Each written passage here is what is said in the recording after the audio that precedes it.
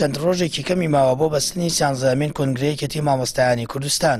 بەرپرسی لقی هەڵەبجەی کێتەکە دەڵێت هیچ کێشە و بربەستێک لە بەردەم کۆنگرە نییە و بڕیارە 3/12 لە شاری هەولێر بەڕێوە بچێت.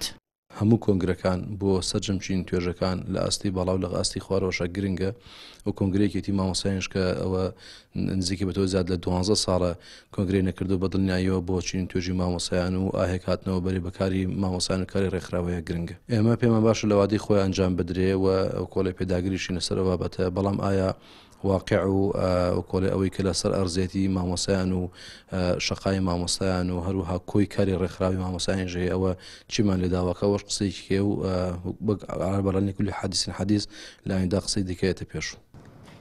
بەرپرسی لقی هەڵەبجەی ئەنجومەنی مامۆستایانی پێشەنگ باس لەوە دەکات کە ئەوان خۆیان بۆ کۆنگرە ئامادە کردووە و چەندین مامۆستا و کەسی شارەزا و لێهاتوویان بۆ بەشە جیاوازەکانی ڕێکخراوی یەکێتی مامۆستایان کاندید کردووە.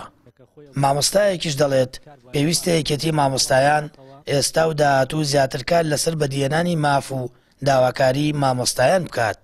ئێمە وەکو ئەنجومەنی مامۆستایانی پێشەنگ ئێمەش وەکو خۆمان ئامادەکاریمان کردووە بۆ هەڵبژاردنە و بۆ کۆنگرەی کە لە پێشمانە، بەڵام ئێمە خوازین جارێ ئەخوازین ئەو بارودۆخە نەخوازراوی کە لە سنوورەکەمانە هەیە، لە سنووری پارێزگای سلێمانی هەڵەبجە و گەرمیان کە هەیە لە بواری دواکەوتنی خوێندن بایکۆتی مامۆستایان کە بەداخەوە نەیەکێتی مامۆستایان بە جددیەتە پێشەوە بۆ داخوازیەکانی مامۆستایان بۆ چارەسەرکردنی کێشەی قوتابیان، بۆ چارەسەرکردنی مامۆستایانی وانەبێژ و هەروەها حکوومەتیش زۆر کەم تەرخەمە، زۆر بێباکە، وەزارەتی پەروەردە لایەنە پەیوەندیدارەکان هەرچەندە بڕیارە لە 3/12 یەکێتی مامۆستایان کۆنگرە بکات، بەڵام بۆ چوونی من ئەو کۆنگرەیە بیشکرێ کۆنگرەیەکی سەرکەوتوو نابێت، چونکە لە ئێستا لە مامۆستایان بەدەست چەندین قەیران و ئەناڵێنەوە لە ماوەی 3 مانگە مامۆستایان بایکۆتی هۆڵەکانی خوێندنیان کردو. بۆیە کۆنگرەی یەکێتی مامۆستایان لەم کاتە